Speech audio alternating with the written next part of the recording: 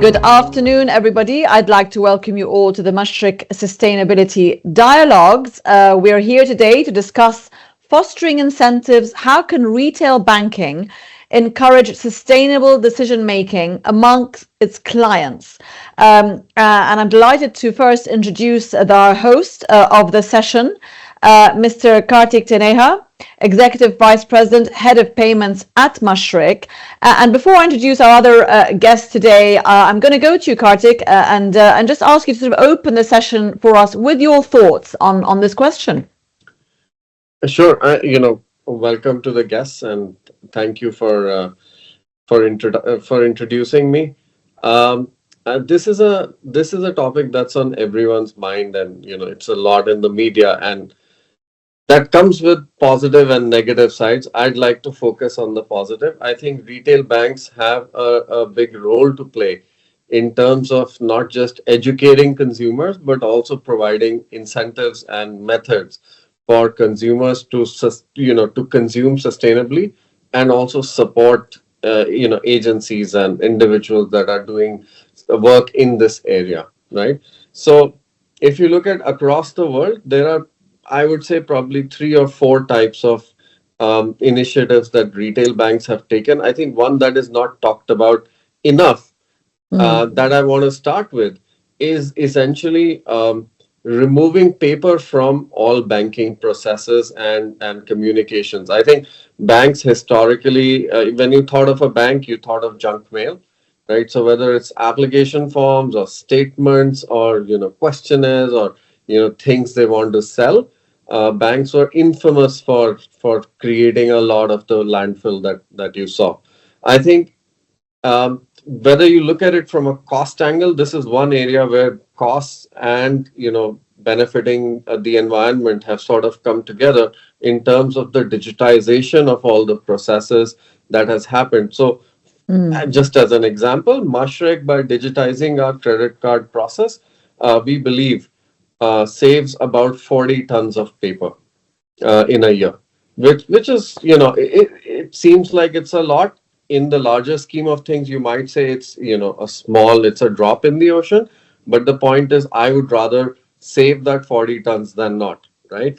The other things are things like green loans, where you're trying to give incentives to people for consuming things which are green, or green investments, which I think is becoming a thing. It's actually quite a large segment of the investment universe that has come out. So I'm going to stop here and say, yes, I think banks have a big role, but let's ask our guest also to give his view.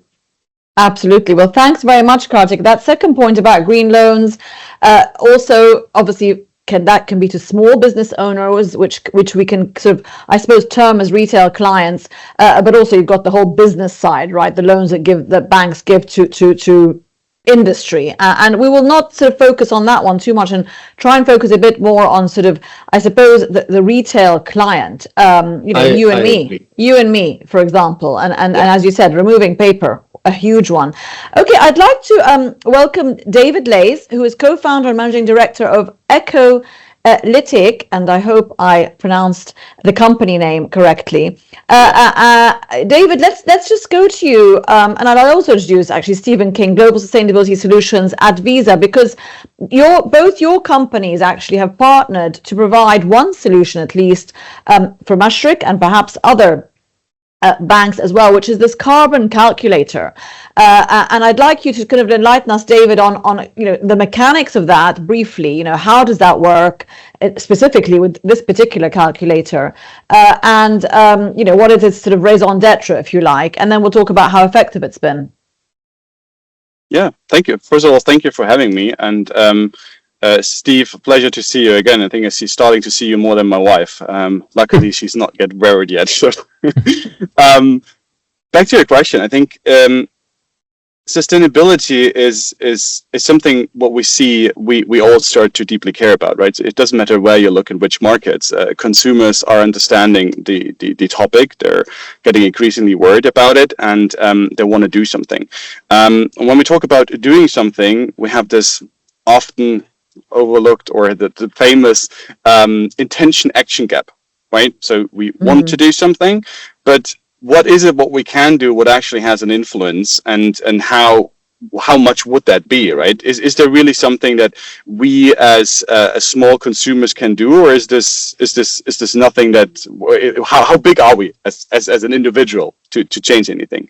And I think it starts with education, right? Getting there and saying, look, what you do, what you buy, how you live, it matters. It has an influence on the environment, and it has a social influence.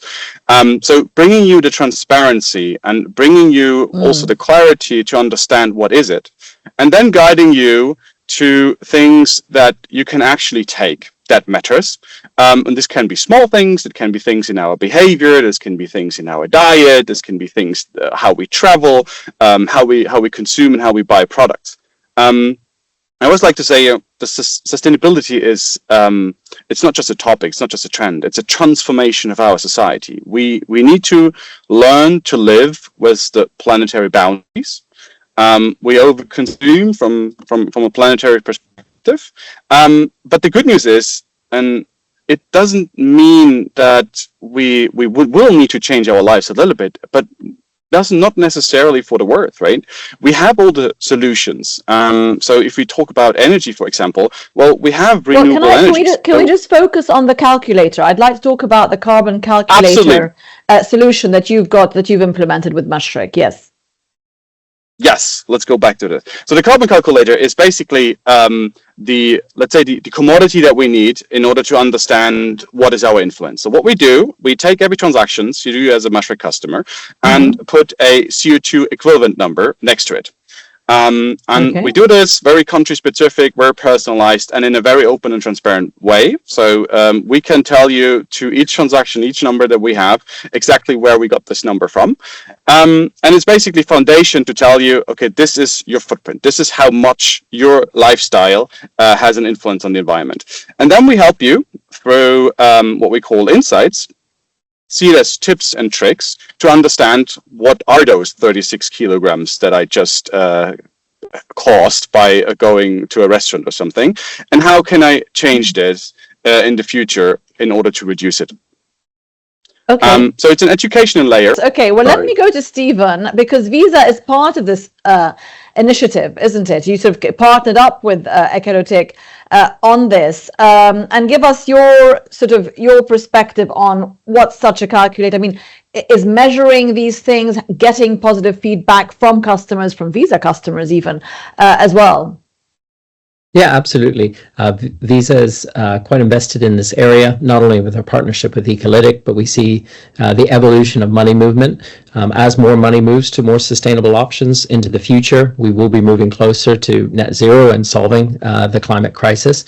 And so we see both banks and all transaction data being critical to that. We talked about the intention action gap. There's a famous quote by Peter Drucker that you can tell me what you believe, and what you value, but if you show me your bank statement and your calendar, I'll tell you what you really value. And so we believe that transaction data to be such a point of truth and a way for banks and their customers to really navigate an area where sustainable choices aren't clear.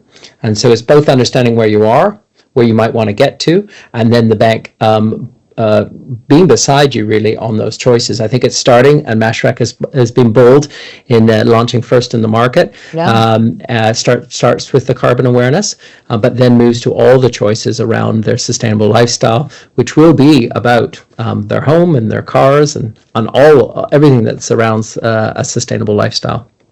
Okay, and I mean, Stephen, just sticking with you, I mean, so you've got a global portfolio, and as you said, this calculator is the first in the MENA region that Mashreq and Ecolytiq have also partnered on.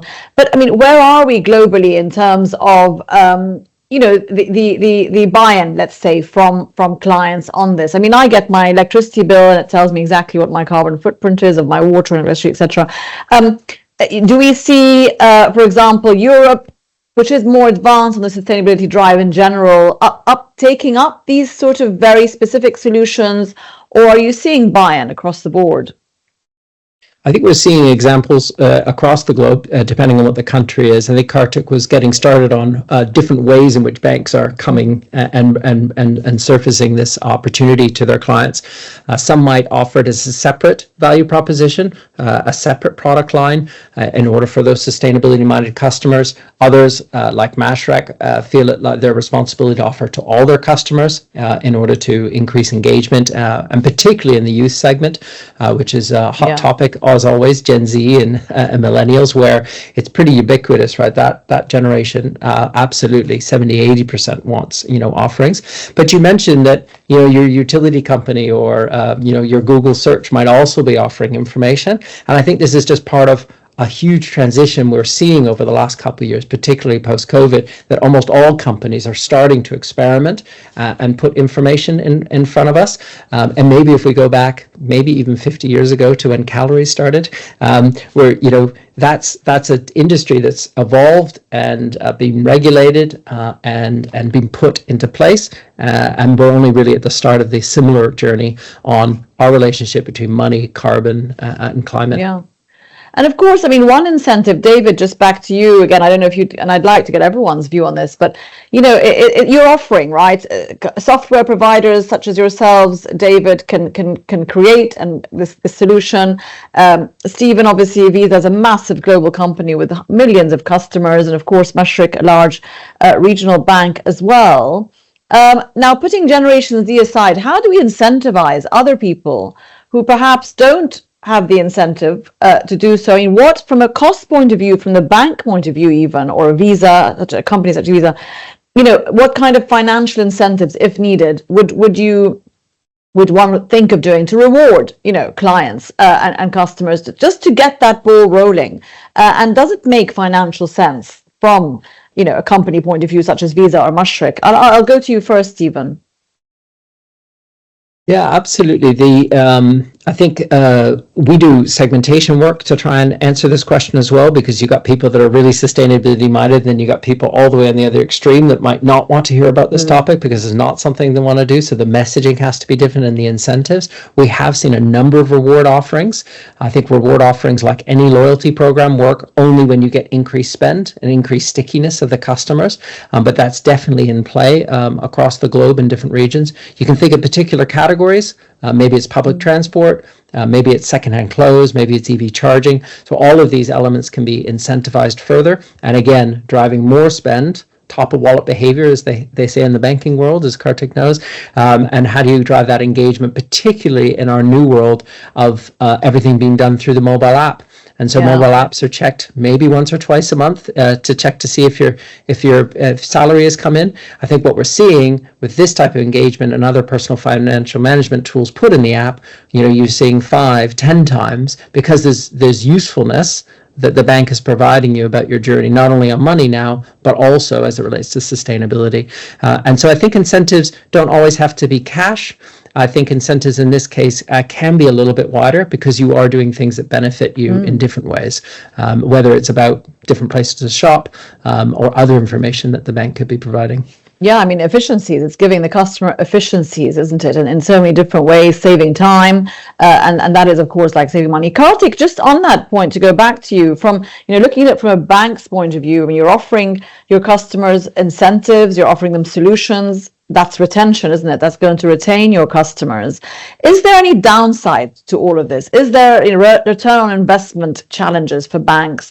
Obviously things have to be a medium-term view, but is there any sort of cost downside, do you think, that has to be a sacrifice in order to be part of this bigger agenda and for you to tick your sustainability box even? Yeah, I think the jury is out. It's not yet long enough that you can see the impact of doing things sustainably. If you were just to take an accountant hat and put it on, there is a cost to doing all these activities. So, for example, we have a nature saver account, right, which we did in a partnership with Emirates Nature World Wildlife Fund, and we've seen some success with that. And I mean, it hasn't set the world on fire, but which would be a bad thing. But it has seen a certain amount of success that that helps people contribute directly to Emirates Nature. right? And some specific projects that they support. Uh, Launching that is a cost, maintaining that is a cost. And therefore, it's only in the medium term will we really know whether this is actually helping us get new clients or maintain clients or have a positive view of the bank, which sets us apart from other banks, right? And that's really from a hard-nosed view, that's why you're doing it. But if you look at the other side, which is the lending side, I think it's less clear. I Mm. think this one is more clear. The less clear part is, let's say we are financing electric vehicles, right? And it is less clear that giving someone a break on financing an electric vehicle versus, a ICE vehicle, would that result in better behavior, or would we get better clients who are, going to repay us on time and, not default? I'm not sure, the jury's out. But the bank is making an investment in these things and saying, we should test, we should try and find out rather than look at it and say, we'll do it when it's clear. That's where Okay. we are. Thanks, Kartik. David, just back to you. I mean, on the software development side, application, if you like. I mean, we can't have a conversation without talking about AI these days. But I wanted to ask you. I mean, obviously, it's all to do with you develop a software and a mechanism. But what's important is obviously the data you're also collating in that process that's informing you how to improve your software next time, etc. I mean, how much is that feedback, if you like, but electronic feedback, data, AI intelligence that you might adopt also in implementing this, informing a solution like yours more? I mean, are we at that stage there where those improvements can be made? Yes and no. If I may also have one little comment to Kartik, and talking about cost, we should never forget that the climate crisis has a massive cost as well, right? So already today, I think in 2023, we had it's estimated that we had more than 200 billion US dollar of cost that causes through extreme weather events and other elements. And it's estimated in the next 25 years that this will climb to 38 trillion a year. So I know we still look at our P&Ls and we look at it, okay, cards and payments and how we can invest in consumers, and there is a cost of it, as yes, but there is already a massive cost for banks. So just taking consumers on that journey, allowing them to build a communication saying, yes, let's do something together. We help you finance your solar roof. We help you finance your EV. It's just the smallest of the costs that we can have. And actually, it's a business case for the banks primarily to address this. So we win on the climate front. The bank wins because there's a business case. And we consumers, we often win as well, right? Because a solar roof, especially in an area where there's a lot of sun, actually has a financial incentive, right? After a few years, I break even. I get my energy cheaper in the long run. So no one loses. So I think we need to move away from the cost to there's a lot of benefits. Let's focus on the benefits and break through this intention gap and saying, look, we all can do something and no one loses, right? We don't want to sell you something you will lose. Actually, you will win on all fronts. And I think that's the power actually that we're talking about. So let me, David, if you don't mind, let me build on what you said. I think we are in agreement on what you're saying, but I think this is where perhaps the governments and regulators come into the picture, right? And I think they play a very large role in terms of creating incentives both for consumers as well as for Mm-hmm. or financial services institutions to go behind this initiative even more than they would otherwise. I think on the wholesale side there is a lot of movement which is there in terms of replacement of old infrastructure with more efficient pieces. I think there is a lot of impact, and those are the big numbers that you hear. Like HSBC, I know, promised to fund, I think, $1 trillion. Very large number. I don't remember exactly. Mashreq, ourselves, we have committed to providing, to not providing but arranging $30 billion of sustainable finance by 2030. But the smaller pieces in that, for example, the US government gives a subsidy for solar roofs, and that's really galvanized that sector. So, I would say the larger story in this is probably how we can work with our stakeholders like the government and regulators to say, okay, how do we push this together? Okay, I mean, Stephen, just to go to you on that, and I'll come back to David, but on that regulatory front, I mean, obviously Visa is also a big global company. You operate in every country in the world, I would imagine, at this stage. How much is regulation helping at this stage, the whole, first of all, the transition to fintech for the banking sector in general, and even conventional banks are offering a fintech solution and a conventional solution. You've got companies like Visa that are, not necessarily, bricks and mortar anymore, are they? I mean, we've all got our plastic credit cards and that's it. We don't think of you all sitting in your office. So how much is regulation an aid or a carrot or a stick these days? And of course, differing regulations between different regions. Yeah, definitely. And Visa operates it's in behind the scenes, really. They're Mashreq's customers. We help to enable the money movement that Mashreq does with their customers, and that's how we operate around the world. And we do see regulation helping mainly, and I think it's coming in different forms in different places. In the EU is where one of the first big regulations started, and there's been shadows, effectively, or echoes, maybe the better term, all across the world now. And so you can point to almost every country, and it's constructed essentially in two parts, as you'd imagine. There's the first part, which is either subsidies or policies that help to galvanize, but importantly set out the rules and the sort of the structure of where it's going. And then these regulations, I guess, is more formally said of what needs to be achieved by business in particular. And it is a wheel, I guess, or an interaction that goes right between the consumer, between the business, and between government, and how all that operates gets us to a very different economy very, very quickly. There's a famous quote by Mark Carney, who used to be at the Bank of England and the UN, where he says there's a shift the size of the Industrial Revolution at the speed of the digital revolution. So you just think of that much shift. It takes all these parties. And I agree with Kartik on regulation. What it's doing, though, is in some cases almost catching up to folks like Mashreq they're painting the way. And I think we'll see some of this stuff as just being foundational. So the cost will almost get taken out of it because everyone has to do this. They have to lend towards the green loans, and as everyone starts to do it, it creates that level playing field, which governments can be really effective in doing, changing the playing field for everyone. Absolutely. I mean, David, what is your sense of the uptake of such solutions as yours?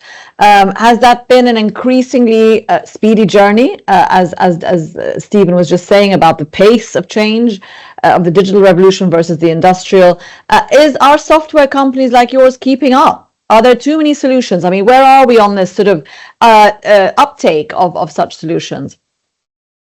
Well, in the perspective of a crisis that we're running into, there can't be enough solutions on the market. But I'm doing this now for 9 years. Started on a non-profit side and later moved on building Ecolytiq around it. So I would say in the last 4 years we have seen a massive adoption of it, which we're really grateful for. 9 years ago, no one cared. Luckily, this has changed, and I would say regulations helped a lot. So yeah, we're seeing a lot of adoption into it, and I think it's also necessary. I mean, we're time is running. There's not much time left, so I think we have to adopt these solutions faster. And luckily, I think maybe also to the point of regulation, we need regulations, right? Regulations helps to set boundaries. Regulations helps to guide us towards. It's not only bad. It's actually necessary to also harmonize the way we talk about numbers, the way we actually calculate CO2 emissions and other elements of it. Of course. So this is absolutely necessary. And even to your comment earlier on data.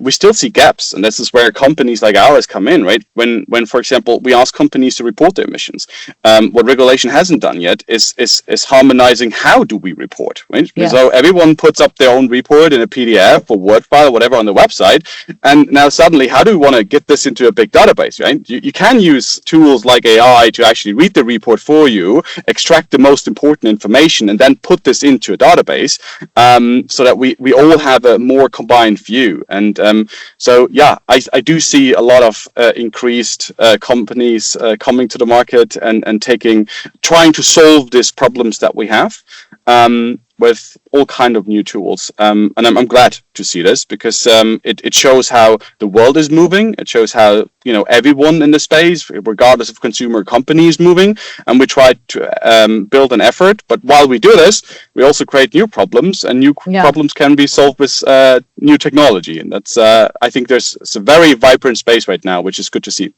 Yeah, I mean, that measurability angle, isn't it, on every front in terms of sustainability? Yeah. It's the solutions are being provided, but a lot of also skepticism, greenwashing, etc. I mean, not in this sector necessarily, but across the board.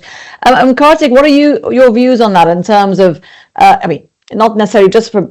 Let's talk about the banking sector, but this whole attitude of the authenticity and I suppose people to believe that what they're reading is correct in terms of the figures. Corporates are under pressure to perform. They've got sustainability, objectives and targets that they've declared they're going to do. Is that, from a banking sector point of view, do you think it's still struggling with that?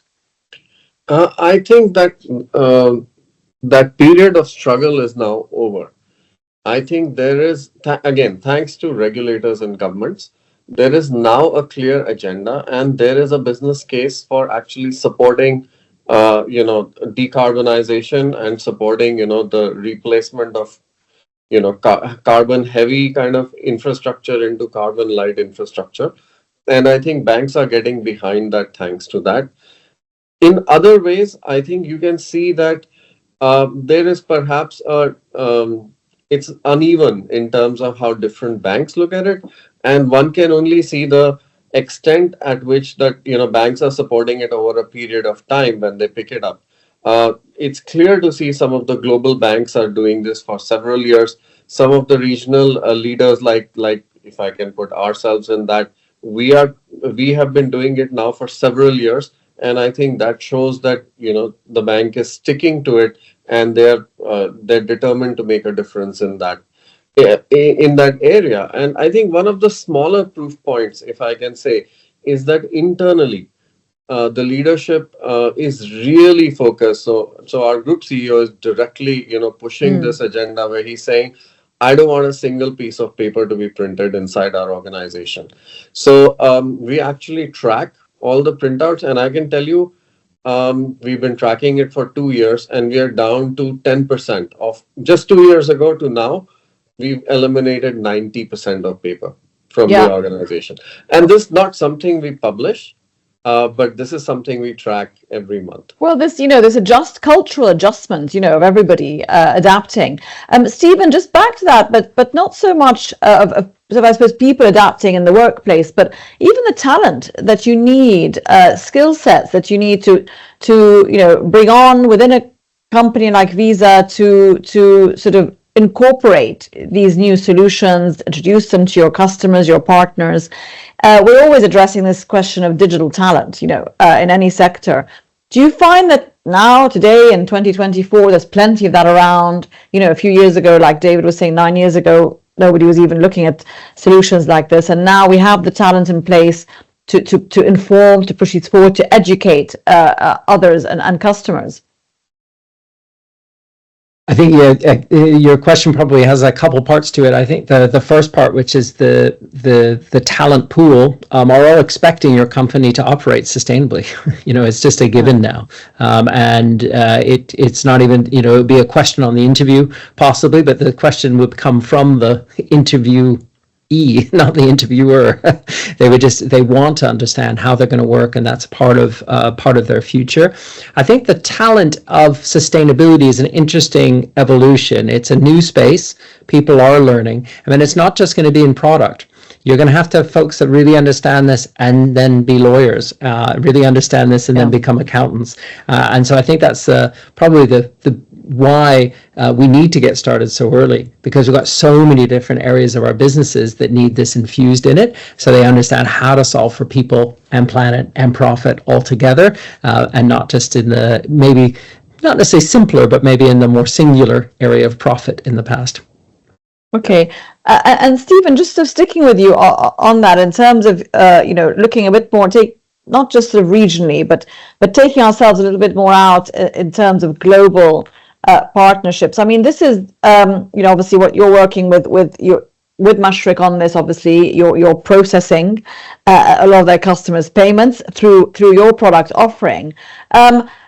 Any other solutions like this? I mean, we're talking about carbon calculators that Ecolytiq has come up with. I mean, are there any other sort of low-hanging fruit solutions out there on the sustainability front that are there but not being adopted, people aren't aware of? What's next, if you like, on this drive? Yeah, absolutely. I mean, there's great examples around the world. There's some banks that we work with in the US, one called Green Dot Future. There's Malaysia. Maybank has launched a great product. Obviously, the product we're talking about now is a great product as well that Mashreq has launched. I think a lot comes back to the segment you're looking to serve. And the suite of things that you're trying to go after. Our belief is the future will move to almost a household view of not only finances, but also sustainability. 88% of decisions are made by a household, not by an individual. And, when 2/3 or 3/4 of emissions come from households. And I know Kartik and all his colleagues are really interested in lending to the house. Everything about the household finances can be served by a bank. And so that's probably part of the future. It's where you live, move, eat, buy, save, invest. All of those categories, I think, will start to come in, because like talent, as we talked about already, sustainability will be across all of those areas where your money moves. Great. I mean, David, any thoughts on that as we sort of move to closing comments? How solutions such as yours are actually integrating different profiles of customer, and as the technology advances, how software like yours can almost keep up with those emerging trends? Well, I think we're addressing the fundamental needs, right? Which is help me understand what I can do. So I think that is. I hope this is not going to change soon. So I think this stays pretty much steady. But yeah, I mean, technology is always emerging, and it's getting faster and faster, and I think we have to keep up with it. And I think the big problem that we have in general is, how do we measure? How do we get the vast amount of data together? How do we harmonize those things? So this is what we want to spend a lot of focus on, and certainly technology can help. So yeah, I think overall, I'm really excited to see what the future brings, and we are happy to follow the trends and the speed, whatever that be in the future.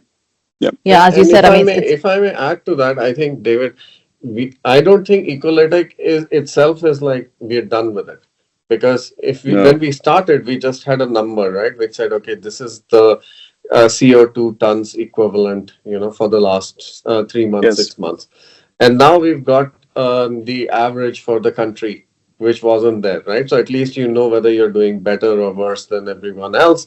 The next step is, in my view, I think maybe 2 other things, which is getting more insight into where is the most emission coming from for you particularly.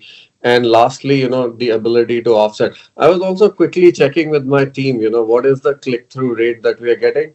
So my team told me that we are getting about 15,000 individuals every month who are clicking through to see the inside on their account, because the headline number is shown to everybody, but we are now tracking people who actually click on it and say, okay, I want to see more, and that's 15,000. That's actually quite nice. It's about 5% of our base, and shows that the engagement is going up.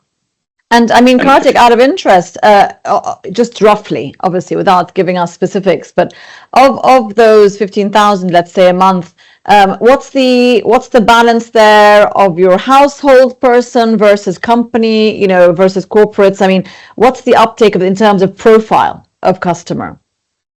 So that I don't have offhand, but I can tell you at the bank level, I'm only looking at the retail part of that because the wholesale part would have a different Yeah, application for them. So this is retail and SME. And the people I'm counting here are basically credit card customers, although this is also available for debit cards. And that is also something that we track.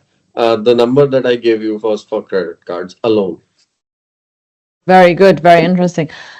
Can I make another Of course, impressive yes. number? Before we wrap I up, don't want to David, yes. disclose any Mashreq numbers here because we haven't talked about this earlier. But in the region, what we see is through all of the installations that we have, and in average, 13 to 70% of CO2 emission reductions for people that really start to be more informed, start to be adopting a different lifestyle. And the I don't have the number at hand. At the same time, there's an equal number in share of wallet. So what you see is people spending their money more carefully. They're willing to spend more money for more sustainable products. And at the same time, they're reducing their emissions. So it's a win-win for both worlds. The bank wins with more volume, and we as consumers are actually starting to save emissions. And I think that's the beauty of the solution of being an informed consumer and taking the sustainability aspects into account. Of course, yeah, absolutely. The win-win is always key, or else no one's going to subscribe, are they? Kartik, Taneja, Executive Vice President, Head of Payments, Mashreq, thank you for hosting this session. I'd like to hand back to you now, just to wrap up for us with any takeaways, if you like, and thank you. I think the main takeaways that I have is I think we are optimistic. I think all three of us seem to be optimistic about the future that technology will help us save. The 2% target that we have, hopefully, in terms of climate change, the 2%, 2 degrees of average increase in temperatures is what I'm talking about. 4 degrees is what is forecast. And you have to keep me honest here, David, I think. So that's what we are shooting for. In terms of internal, I think there was a discussion about banks do have a big role to play in terms of informing consumers and giving them greener options and helping them navigate financing or savings, and there are different products that banks can do. I think David had a strong point that there is now a business case that you don't have to just think of it from an accounting and a short-term point of view. There is a positive business case to be had.